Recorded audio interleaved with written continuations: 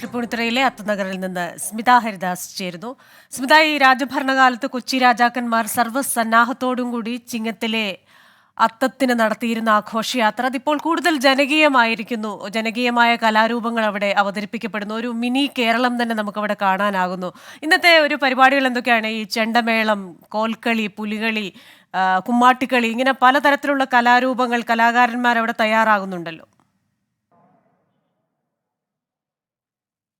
Christina, അത് തന്നെയാണ്.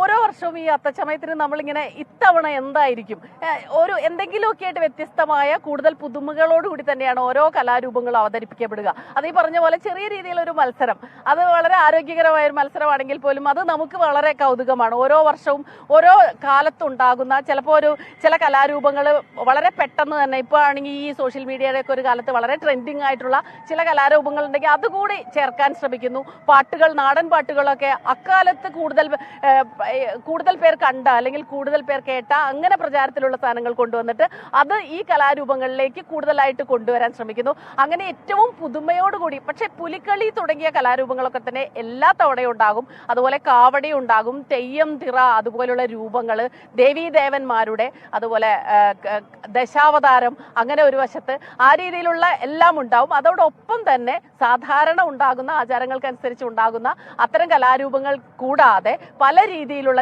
തൃശ്ശൂരിൽ നിന്നുള്ള കലാകാരന്മാരൊക്കെ 2 ദിവസങ്ങൾക്ക് മുൻപേ തന്നെ ഇവിടെ വരും. പുലികളിയൊക്കെ അവരുടെ ഒരു പ്രധാനപ്പെട്ട കാര്യമാണ്. ഓരോ തവണയും ഓരോ പുലിയും കൂടുതൽ ആവേശത്തോടെ പങ്കെടുക്കുന്നത് നമ്മൾ കാണാറുണ്ട്. അതുകൊണ്ട് തന്നെ ഓണത്തിന്റെ ശരിക്കും പറഞ്ഞാൽ ഒരു ഔപചാരികമായ തുടക്കം കുറിക്കുന്ന ഒരു ദിവസം കൂടിയാണ്. ഓണ വിളംബരമാണ് അത്തച്ചമയത്തിന് നടക്കുക. കൃത്യം 8:30 സ്പീക്കർ AN ഷംസീറാണ് ഇത് ഉദ്ഘാടനം ചെയ്യുക ഔദ്യോഗികമായി. അത് കഴിഞ്ഞ് ആ ആഘോഷങ്ങൾക്കിടയിലേക്ക്, ഔദ്യോഗിക പരിപാടികൾക്കിടയിലേക്ക് P. രാജീവ് മന്ത്രി വരുന്നുണ്ട്. അതുപോലെ കൂടുതൽ പ്രമുഖർ ഇന്ന് എത്തുമെന്ന് പ്രതീക്ഷിക്കുന്നു. ഇവിടെ K. ബാബു MLA ഉണ്ടാകും, നഗരസഭ അധ്യക്ഷയുണ്ടാകും. ആ രീതിയിലാകും കാര്യങ്ങൾ. അതൊരു ഔദ്യോഗിക പരിപാടി മാത്രം. പക്ഷേ തീർച്ചയായിട്ടും ക്രിസ്റ്റീന പറഞ്ഞതുപോലെ തന്നെ നമ്മൾ ഈ കലാരൂപങ്ങളൊക്കെ കാണാൻ വേണ്ടി, ചെണ്ടമേളവും ആഘോഷങ്ങളും ഒക്കെ ആയിട്ട് വരുന്ന കലാരൂപങ്ങൾ കാണാൻ വേണ്ടി തന്നെ നമ്മളിങ്ങനെ ആകാംക്ഷയോട് കാത്തിരിക്കുകയാണ്. അടുത്ത നിമിഷങ്ങളിൽ നമ്മൾ ഓരോ സ്ഥലത്തെ ഒരുക്കങ്ങളിലേക്ക് പോവാം. നമുക്ക് തീർച്ചയായിട്ടും പുലികളിയുടെ ഒരുക്കങ്ങൾ എനിക്ക് വലിയ ഇഷ്ടമുള്ള ഒരു കാര്യമാണ്. അപ്പോൾ അതുകൊണ്ട് തന്നെ ഞാൻ ചിലപ്പോൾ പതുക്കെ അങ്ങോട്ടേക്ക് നീങ്ങുമായിരിക്കും. ഇപ്പോൾ നമ്മൾ നിൽക്കുന്നത് ഈ മെയിൻ സ്റ്റേജിന്റെ മുന്നിലാണ്. ഇത്തവണ മെയിൻ സ്റ്റേജ് ഒരു സൈഡിലേക്ക് മാറ്റിയിരിക്കുന്നു എന്നുള്ള ഒരു പ്രത്യേകതയുണ്ട്. അത് എന്തുകൊണ്ടാണെന്ന് അറിയില്ല. ചിലപ്പോൾ സൗകര്യങ്ങളും സംവിധാനങ്ങളും ഒരുക്കുന്നതിന്റെ ഒരു ഭാഗമായിട്ടായിരിക്കാം ഒരു വശത്തേക്ക് മാറ്റിയിരിക്കുന്നു. വലിയ തിരക്ക് പ്രതീക്ഷിക്കുന്നുണ്ട്. മഴ ഇപ്പോൾ മാറി നിൽക്കുകയാണെന്നുള്ളത് ഒരു സന്തോഷമുള്ള ഒരു കാര്യമാണ്. ഒരുപാട് പേര് ഇവിടെ എത്തിച്ചേർന്നിട്ടുണ്ട്. കേരളത്തിന്റെ പല ഭാഗങ്ങളിൽ നിന്നുള്ള കലാകാരന്മാർ കലാരൂപങ്ങളുമായി ഇവിടെ എത്തും. അല്പസമയത്തിനകം തന്നെ ഗതാഗതം കുരുക്കുണ്ടാകും. അതനുസരിച്ച് ഗതാഗത സംവിധാനങ്ങളൊക്കെ ക്രമീകരിച്ചിട്ടുണ്ടെന്നാണ് മനസ്സിലാക്കുന്നത്. ഇപ്പോൾ നമ്മൾ തന്നെ മാധ്യമപ്രവർത്തകർക്ക് തന്നെ പ്രത്യേക സംവിധാനങ്ങളുണ്ട്. വണ്ടികൾ അധികം ഇവിടെ ഇടരുതെന്ന് പറഞ്ഞിട്ടുണ്ട്. ഈ അത്തം നഗറിൽ നിന്ന് അല്പദൂരമുണ്ട് തൃപ്പൂണിത്തുറ പൂർണ്ണത്രയീശന്റെ ക്ഷേത്രത്തിലേക്ക്. അപ്പോൾ ആ രീതിയിൽ അങ്ങോട്ടേക്കൊക്കെ ഗതാഗത സംവിധാനങ്ങളൊക്കെ ഒരുക്കിയിട്ടുണ്ട്. നിയന്ത്രണങ്ങളുണ്ട്, ക്രമീകരണങ്ങളുണ്ട്. സുരക്ഷയ്ക്കായും ധാരാളം പോലീസുകാരെ വിന്യസിച്ചിട്ടുണ്ട്. അപ്പോൾ ആ രീതിയിൽ എല്ലാ ഒരുക്കങ്ങളും പൂർത്തിയായിരിക്കുന്നു. ഇനി പ്രഭാതത്തിൽ നിൽക്കുമ്പോൾ സത്യം പറഞ്ഞാൽ വലിയ പ്രതീക്ഷയാണ്, വലിയ കൗതുകമാണ്. എന്തൊക്കെയായിരിക്കും, എന്തെല്ലാം കലാരൂപങ്ങളായിരിക്കും നമ്മുടെ കണ്ണിനും മനസ്സിനും കുളിർമയാകാൻ വേണ്ടി ഈ അത്തം നഗരി ഒരുക്കിയിട്ടുള്ളത്.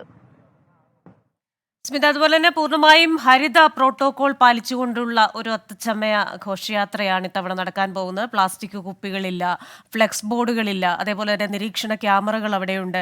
പോലീസ് സുരക്ഷയ്ക്കായി പോലീസ് സന്നാഹമുണ്ട്. മെഡിക്കൽ സംഘം അവിടെ എത്തിച്ചേർന്നിട്ടുണ്ട്. അഗ്നിരക്ഷാ സേനയുടെ ഘടകം അവിടെയുണ്ട്. അപ്പോൾ ഏതൊക്കെ അത്തരത്തിലുള്ള ഒരുക്കങ്ങളാണ് അവിടെ നടത്തിയിട്ടുള്ളത്?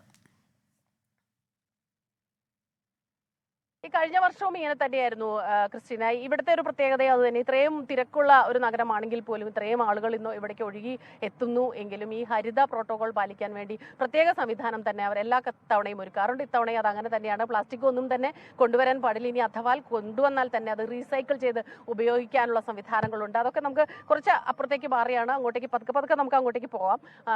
അതുകൊണ്ട് വളരെ കൃത്യമായിട്ട് അത്തരം നിയന്ത്രണങ്ങളുണ്ട്.